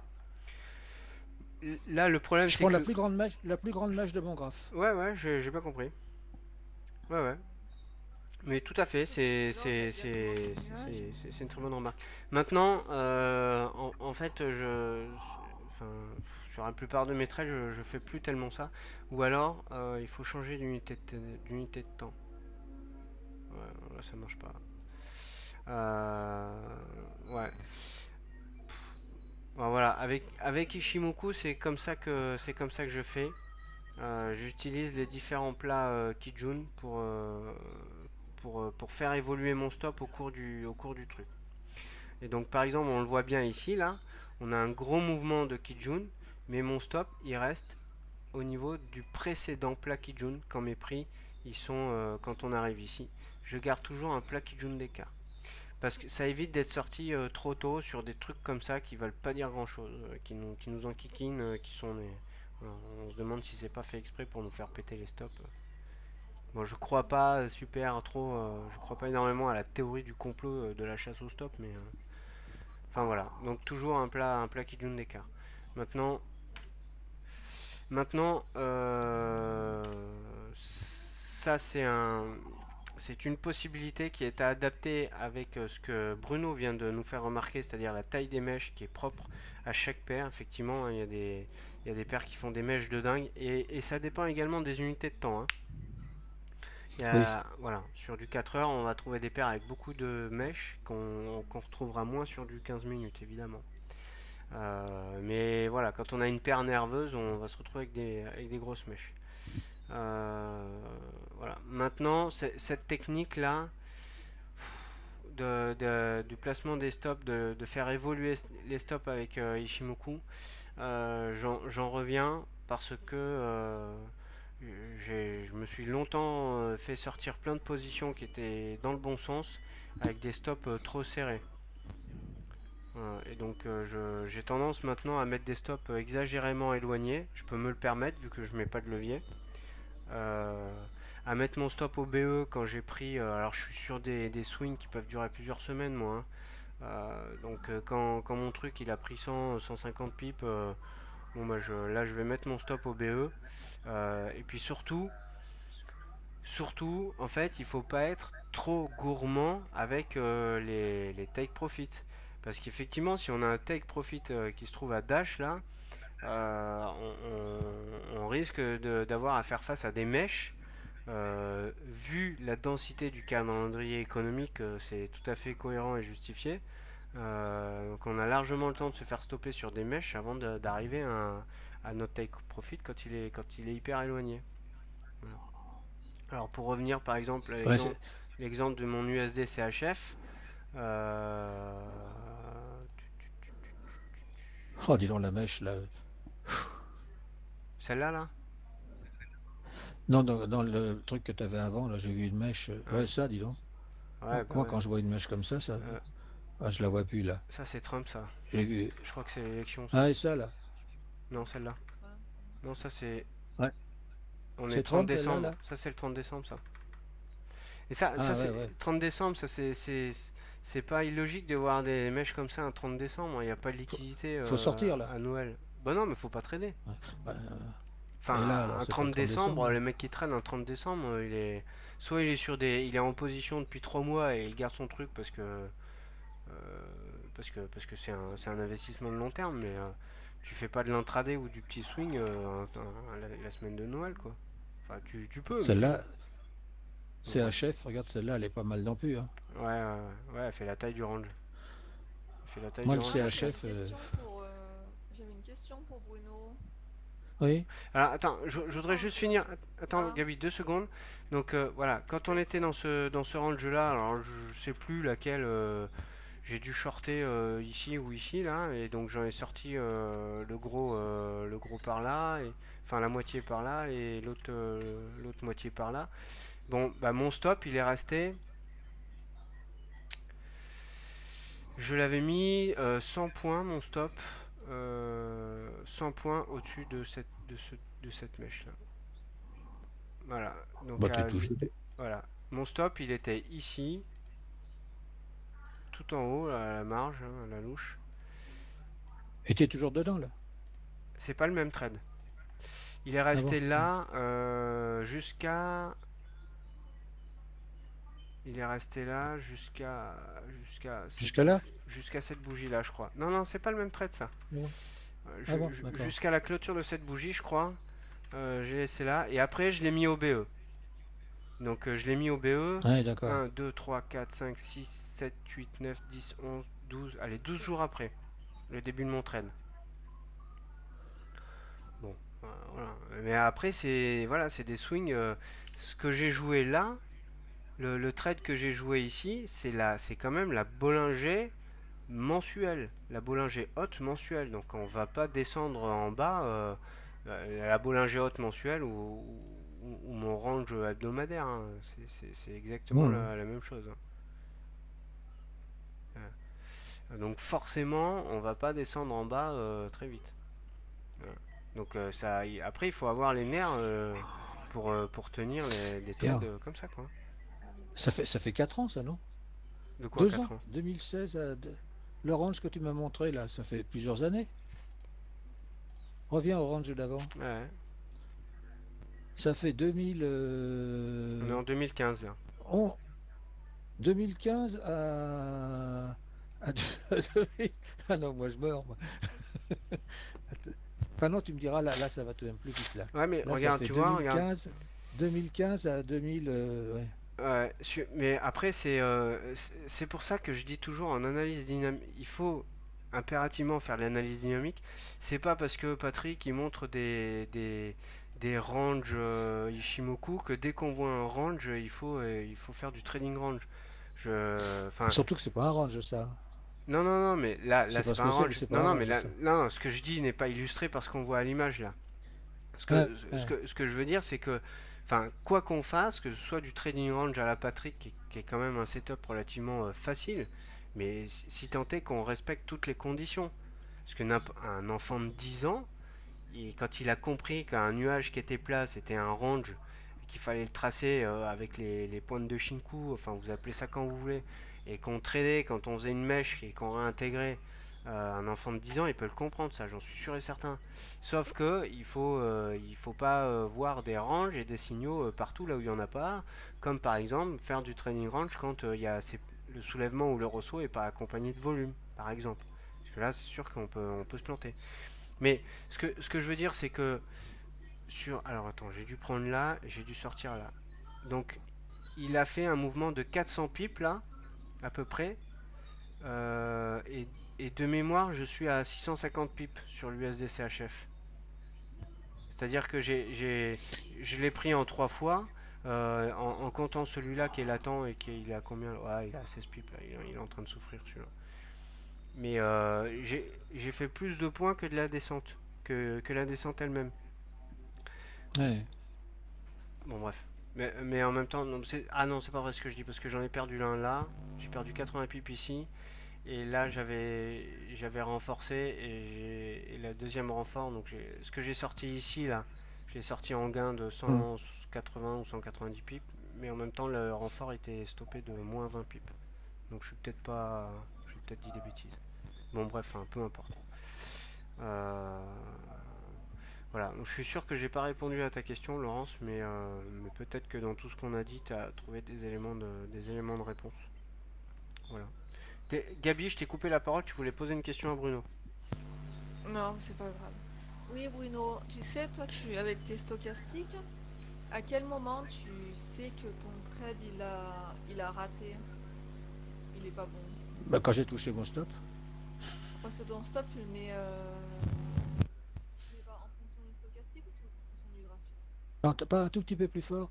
Ah, tu m'entends là? Vas-y. Ouais, ouais. Alors ton stop, tu le mets en fonction du graphique ou en fonction de tes stochastiques? Non, non, du graphique. D'accord. C'est exactement ce que dit Greg tout à l'heure, sauf que, sauf que moi, je fais pas ce que Greg il a dit, c'est une erreur. Je descends pas assez mon stop. Et moi, si tu veux, tous les jours, sur le forum, il y a un journal de trading, je mets mes trades tous les jours sur le journal de trading. Donc tu Et pourras c'est voir ce que quoi? je fais. C'est Bruno Canal, non? C'est Non, quoi c'est Ouais. Bruno? journal de angle, voilà. Voilà. Ah oui, d'accord. Angle. Et tous les jours, tous les jours, Ah oui, journal mes trades. Katana et Orange. Ouais. Et tu D'accord. verras que je me plante. Par exemple, l'autre jour, j'avais fait 100 euros. Et bon, normalement, c'est ce que j'explique. Quand tu fais 100 euros, tu t'arrêtes. Mais je les avais Hmm. fait à 9 heures du matin. Alors, ça m'ennuyait de m'arrêter à 9 heures du matin. J'ai continué. J'ai perdu 80 euros, des 80 euros ensuite, quoi. Ah Donc, ouais. parce que j'avais pas descendu mon. J'avais pas fait ce que Greg il a dit là. Hmm. Donc, ce qu'il faut faire, ce que je reverrai la conf call là. Je vais bien noter ce que Greg il a dit et tout, parce que je descends pas assez vite mes trucs, moi. Ah Mais oui, je mets d'accord. pendant un an, je mettrai tous les jours, je mets mes trucs, mais c'est des UT 15 minutes, hein. D'accord, oui, bah après, de toute façon, c'est pareil. Seulement après, si tu augmentes les UT, ça, c'est pareil, quoi. Comme tes gains. Je ne jurerai pas. Je peux simplement dire que moi, sur UT 15 minutes, ça marche. Je vais me mettre après à faire des. Parce que l'autre jour, j'ai fait un trade à Patrick.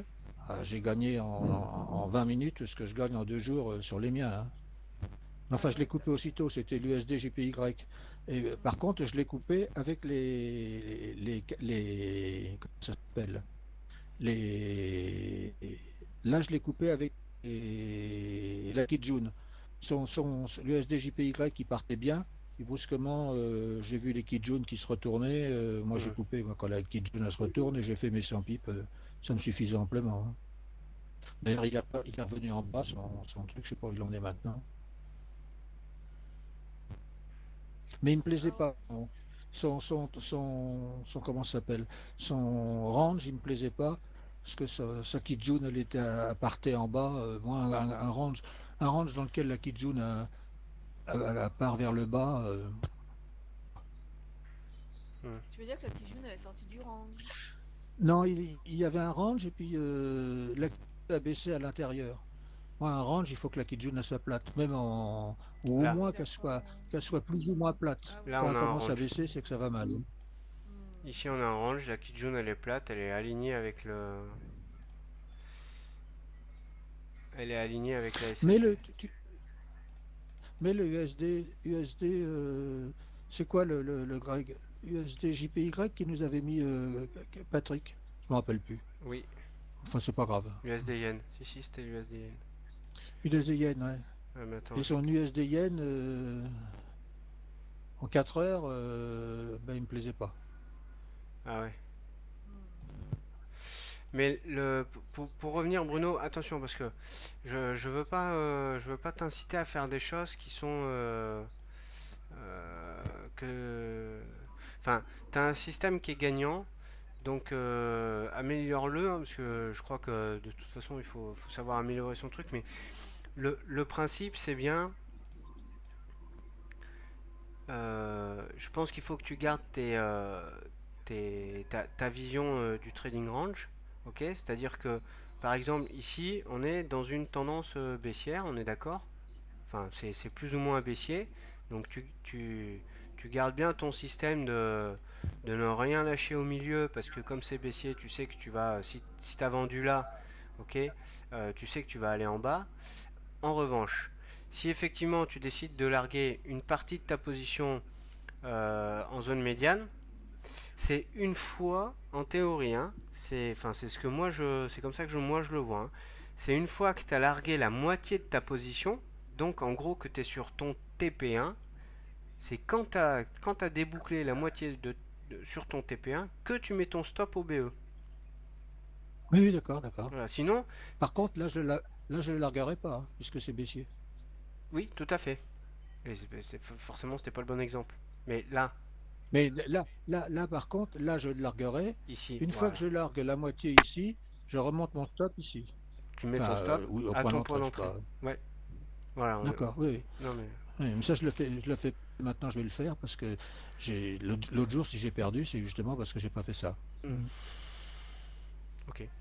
Mais j'ai pas fait ça à pas du gain, hein, parce que moi, je les laisse mes stops comme ça, parce que j'ai remarqué que quand ça descendait, tu vois, par exemple ici, attends, il se, bon, c'est pas un bon exemple ici, mais très souvent, quand ça monte, ça redescend, puis des fois, ça redescend un peu plus bas, puis ça remonte. Alors je me Ouais. dis, bah, si je mets mon stop, par exemple, là, si j'étais rentré ici, Hmm. ben, je me serais coupé. Alors je me dis, bah, c'est dommage, je perds, alors je laisse mon stop ici, parce que si mon stop, il est ici, c'est qu'il est bon. Donc Hmm. ça va redescendre et ça va remonter. Hmm. Mais c'est du raisonné, ça, c'est pas bon. Je préfère faire ce que tu dis, et puis bah, je perdrai peut-être une fois plus souvent, mais au moins je perdrai pas de l'argent. Hmm. Plutôt que de me le dire, je vais mettre mon stop ici avec l'espoir de gagner ensuite, je préfère le mettre là et ne pas perdre plutôt que de mettre là avec l'espoir de gagner ensuite. Hmm. Disons que avec ce genre de technique, tu risques de gagner un peu moins, mais à la fin de l'année, par exemple, sur ton track record, tu auras un drawdown qui sera moins important. C'est-à-dire que Oui, oui, mais je suis, tu gagneras un peu moins, mais tu progresseras. Enfin, la progression du compte de trading sera plus linéaire. Tu auras moins de oui, pics eh bien, vers le bas. c'est mon objectif, hein, c'est de Hmm. monter le ratio réussite pour monter ensuite la taille de mes positions. Oui, tout à fait. Plus j'ai un meilleur, plus j'ai un bon ratio réussite, plus la Hmm. taille de mes positions peut être importante. Ouais. Tant que tu es en zone de Et, confort psychologique, oui. Tant que je suis en zone de confort psychologique. et Ok, vous en pensez quoi de du câble? on va aller voir.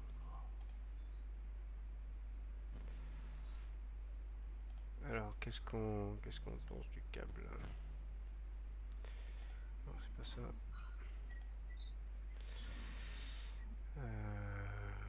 Non, c'est pas ça. Ah, scrogneux. Voilà. Alors, qu'est-ce qu'on en pense du câble?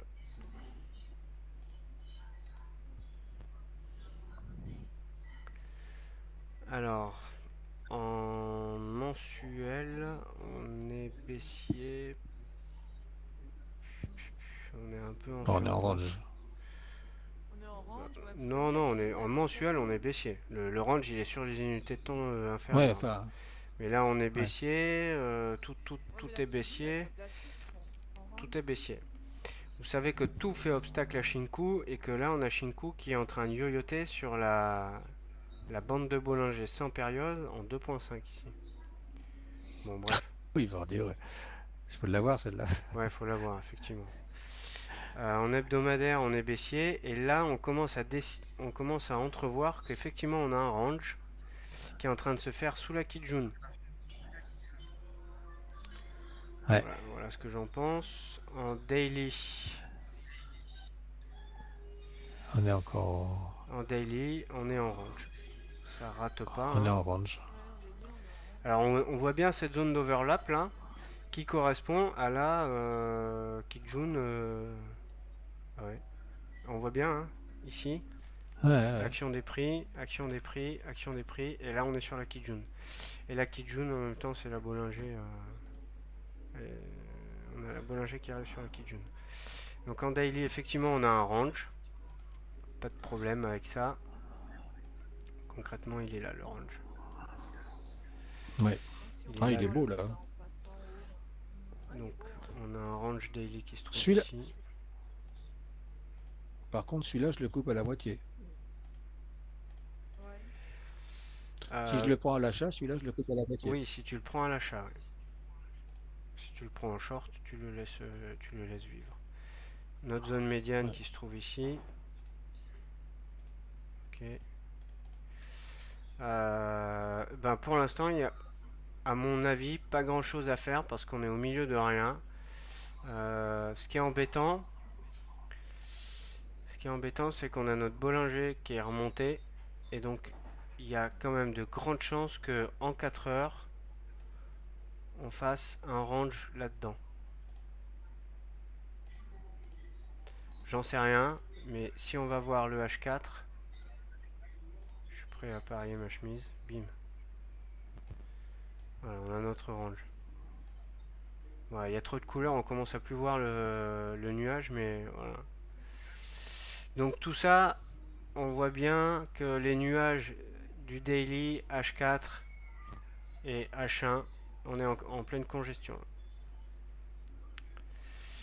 Donc ça va péter. Ça va péter dans un sens ou dans un autre, mais ça va Par péter, le bas, là.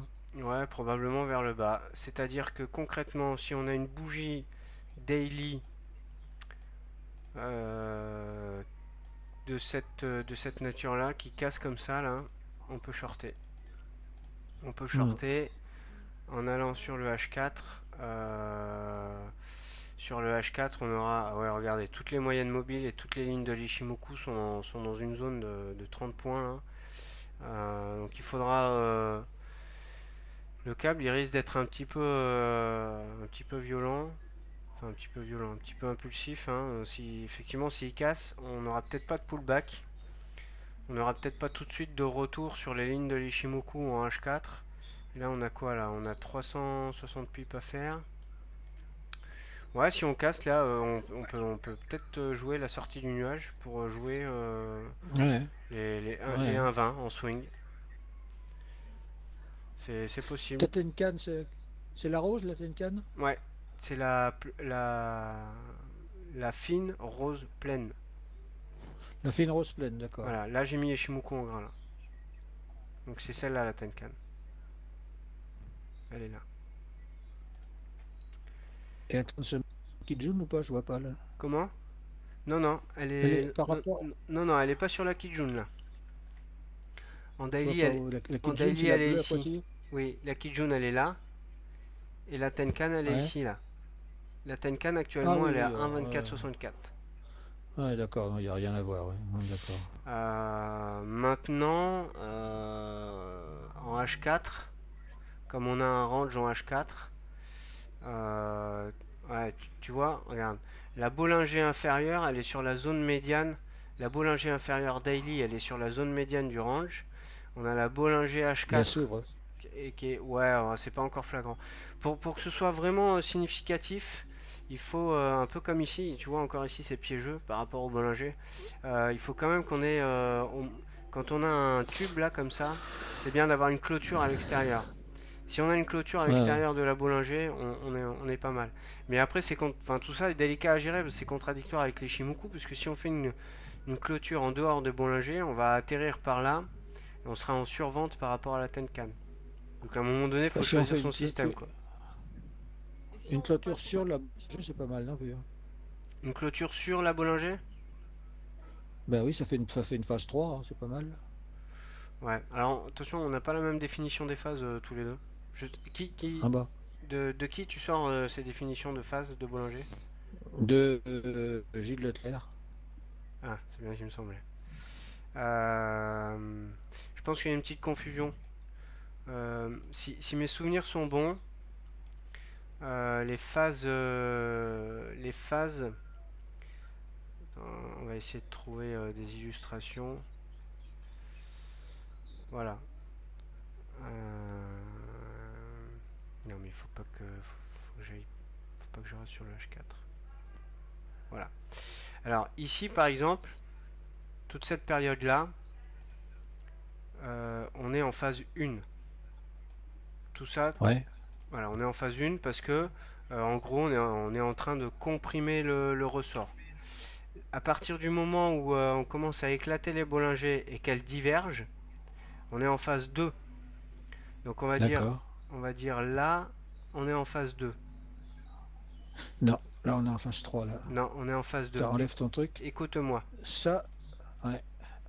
Je t'enverrai le truc à Gilles, tu verras. Ouais, écoute-moi. Là, on est en phase 2. Ouais, je t'écoute. Ensuite, ici, on est en phase 3 parce que en phase 3, on a les Bollinger qui sont toutes les deux parallèles et orientées dans une direction, à la baisse ou à la hausse. Ok?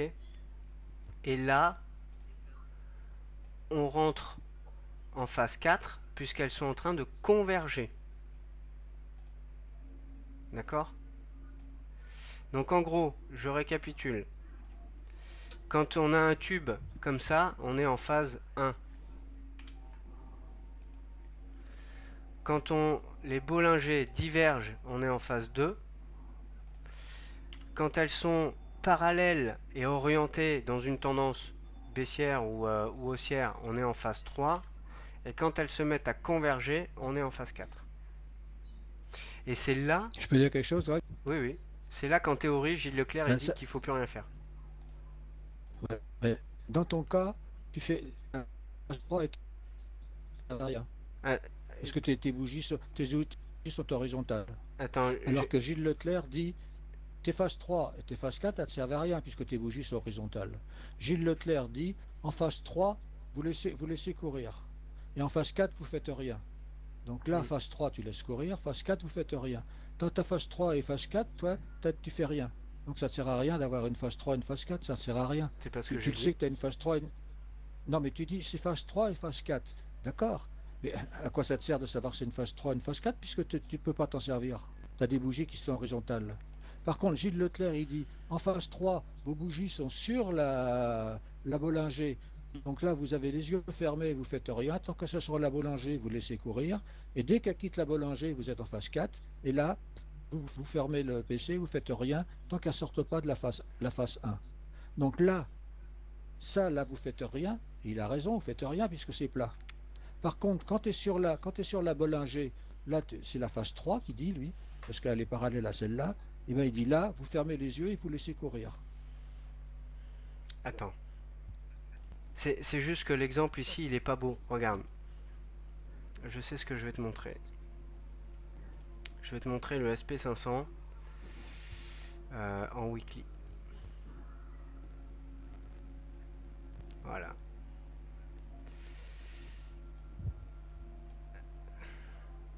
Voilà. Ça c'est une phase 3. En gros, alors ça yoyote, je suis d'accord avec toi, mais en gros, ou alors si je le fous en mensuel, c'est peut-être plus parlant si je le mets en mensuel. Voilà. Ça c'est une phase 3. Parce que D'accord, les Bollinger sont parallèles et ascendantes. Maintenant, d'accord. effectivement, c'était sur quel... Ah, c'était sur le Tiens, câble. tiens, voilà une belle phase 3. Les bougies sont collées à la... Voilà, ça c'est une phase 3. Et Où à ça? partir de Là? là, ça quitte la Bollinger, là Là? c'est une phase 3. Non, c'est une phase Là 2, c'est... Bruno. Oh, C'est une phase... Les bougies sont... Enfin, peu importe, après on... Parce que c'est pas tellement que les bougies soient collées à la Bollinger qui fait que ce soit une phase 3. C'est que les Bollinger opposées sont divergentes. Quand les bols sont divergentes, en gros, tu es en accélération.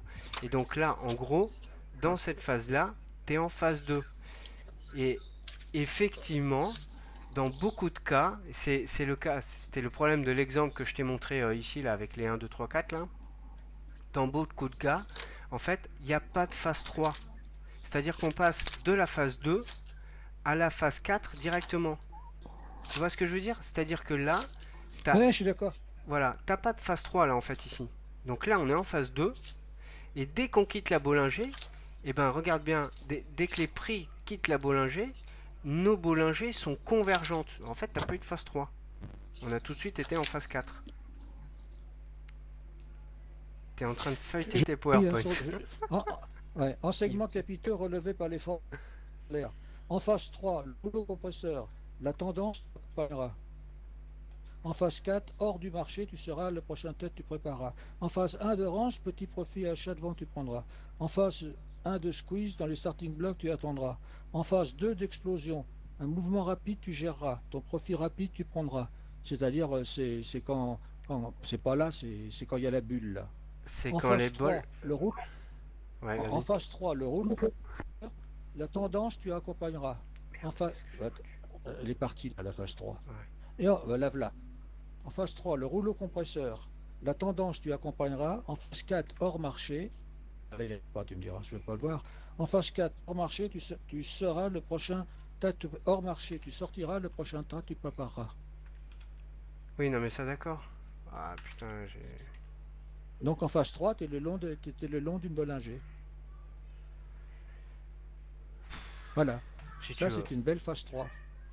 Si, Non, mais si- j'ai le PDF à Gilles mais Leclerc devant les tu yeux. nous as, mais non, mais ce que tu viens de nous dire, c'est juste les commandements, je les connais par cœur. Ce que tu viens de nous dire, c'est les commandements de ce qu'on fait pendant les phases 3. Tu nous as pas donné la définition des phases. Mais c'est pas grave, je te les Ah si, je l'ai retrouverai. là.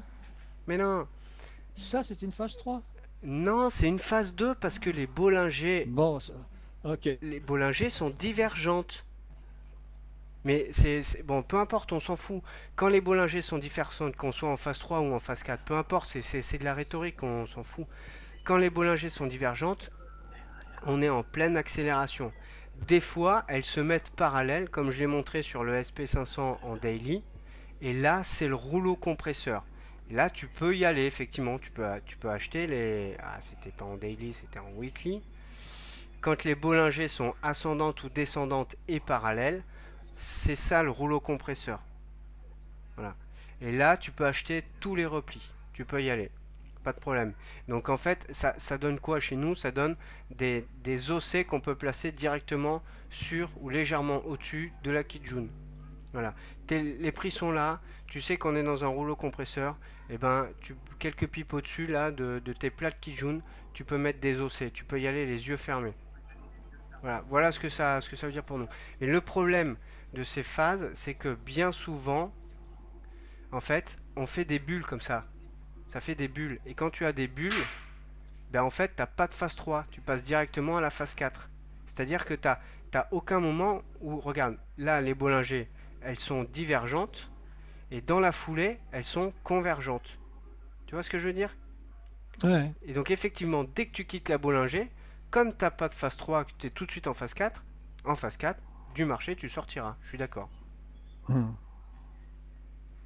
Bon, mais c'est de la rhétorique, on est en train de se bagarrer Ouais, ouais, ouais, enfin, on se sur, comprend. Ouais. sur Bollinger, des mots. n'importe comment. On se comprend parce qu'au final, on Ouais. voit la même chose. Ouais. Si je remets. Enfin. Ah non, c'est pas ce que je voulais faire. Merde. Bon, bref. GBP, là, GBP AUD aussi, vous en pensez quoi? On va regarder. J'aimerais juste remettre mes bandes de Bollinger bicolore.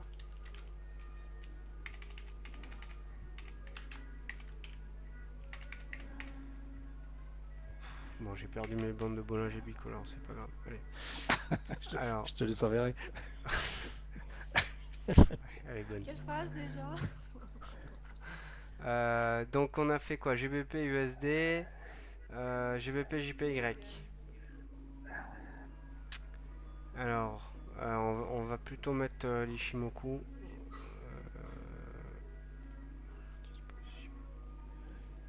Ouais, c'était plutôt GBP AUD, ouais, plutôt GBP AUD. Alors, GBP AUD tu veux. GBP AUD. Ouais, Hop. Alors, GBP AUD. on est en conso, hein. Ah ouais, il est chiant celui-là. GBP AUD.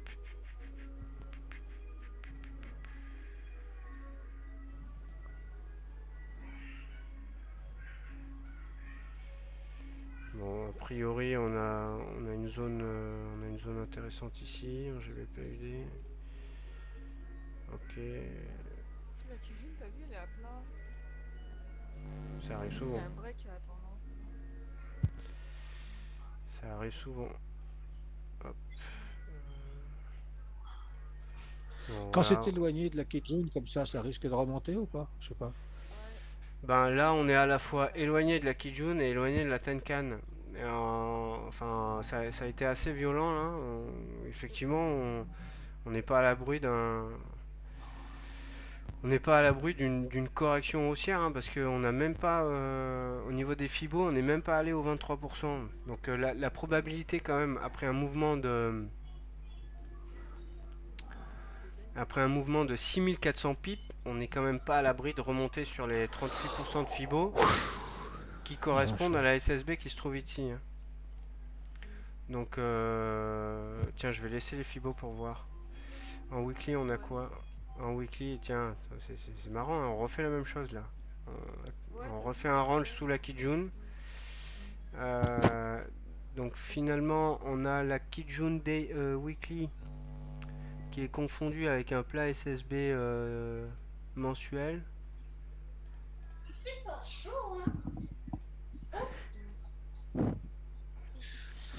En daily, on est en range, mais c'est moche quoi. Ouais, t'as vu, c'est pas beau, ouais. Ouais, c'est moche, c'est tout Le problème, c'est moche. qu'on peut consolider longtemps, hein. Ah bah oui, tout à fait. En même temps, tant qu'on casse pas, on consolide. Hein. Ouais, voilà, un peu monter, un peu rebaisser. Donc là, on a un range. Après, fais attention, Gabi, avec les paires en GBP quand même, hein, parce qu'il suffit que t'aies Rezame ou je sais pas qui pète un coup aux infos là ou sur Twitter, et puis tu fais 400 points quoi. Bon, là, on a un range daily de 1200 points, ça fait un peu beaucoup pour un range daily quand même. Ouais. Euh, à, à part ce truc-là, moi, je vois pas grand-chose. Ouais, en fait, on est en. Si on Bah, sort pour par le l'instant, haut, en daily, ouais, on est en range. Mais ouais, c'est nerveux, c'est pas beau, hein. Tu vois bien, regarde, la Non, Kijun, elle se il balade. est pas beau, Laura. Non. Ouais. Alors, Bon, moi, j'étais puis un peu avec lui, blasé elle sur coupe. cette paire, elle m'a saoulé parce que j'avais raté. Putain, je l'attendais. Non, c'était pas ça. J'avais raté la cassure de cette oblique là. Je l'ai attendu pendant je sais pas combien de temps et je l'ai raté. Non, c'était même pas celle-là. Non, c'était celle-là. Ah, c'est ça que j'ai raté. J'étais sûr qu'en cassant cette oblique, on allait quasiment en bas. Euh, Ah non, mais c'est Ouais, pas, ça non, l'effet, c'est pas sur t'étais cette pas paire fou. l'oblique, c'était sur le GBP USD. Je raconte des bêtises. Bon, là, on est en range, puis Ouais. on est sur la zone quoi, hein, la zone qu'on a tracée là. Tu vois, les 23% de Fibo, ils sont au-dessus du range. Et les 38%, ils sont dans cette zone-là. Là. Ouais, t'as intérêt à trader l'USD JPY, hein, c'est même plus tranquille. Hein. Ouais, je pense. Ouais. Tac.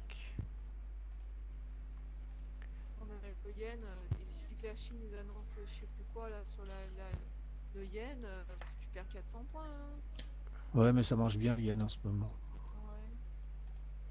Alors, en revanche, C'est bien rythme. vous savez que là, on a un ancien range. On a un ancien range ici, vous êtes d'accord hein. Ouais, Ouais. ouais. La taille de ce range-là, c'est plus ou moins la taille de celui-ci. Et vous savez que les zones médianes des anciens ranges sont bien souvent des zones de support résistance par la Eh suite. oui. Ok. Mm. Mm. Donc potentiellement, à la cassure en daily, parce que je serais pas étonné que le GBP reparte un peu à la hausse. À la cassure de ce niveau-là des 1,7467, il n'est pas impossible de filer direct. Au 23. Enfin direct, je me comprends parce qu'il y a quand même plus de 750 pips au Non, ça peut aller vite, 1,8228. hein. Il y a peut-être un Mm. plan de trade à... Il y a peut-être Ça un petit... voudrait dire que la livre remonte? Ouais, je pense. Bah moi je la verrais bien remonter un petit coup là, parce qu'elle a quand même vachement baissé avec le Brexit. Pour autant, les Anglais sont pas devenus économiquement une bande de va-nu-pieds. Donc je pense qu'elle a un peu exagérément baissé. Et d'ailleurs c'est ce qu'on voyait... c'est quoi? C'est ce qu'on voyait ici. Hein. On a quand même eu une méchante baisse en mensuel, on le voit bien là. Ouais, ouais, Et c'est vrai. donc Ouais, ouais. regardez, on est peut-être en Ouais, train puis de au final, elle faire... s'aplatit. Ouais. Mais on Ouais, est on est peut-être en peut-être. train de faire ici une rotation des flux, c'est-à-dire que les vendeurs commencent à solder leur position et les acheteurs commencent à se repositionner. Ok. Ouais, Donc si on casse le range daily, ouais, c'est à surveiller ça. Hein. il Ouais, y c'est avait exact, ça. le range Tac, daily. J'avais pas vu celui-là. rouge, tac. Ouais, j'avais pas vu On va celui-là. baliser le terrain. Voilà, tac. Et en mensuel, qu'est-ce qu'on avait d'autre en mensuel?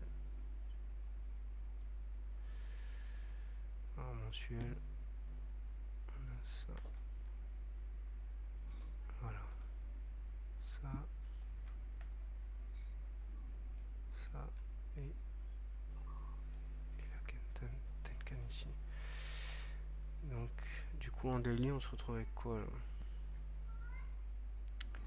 Ouais, on a quand même quelques petits trucs au milieu, quoi.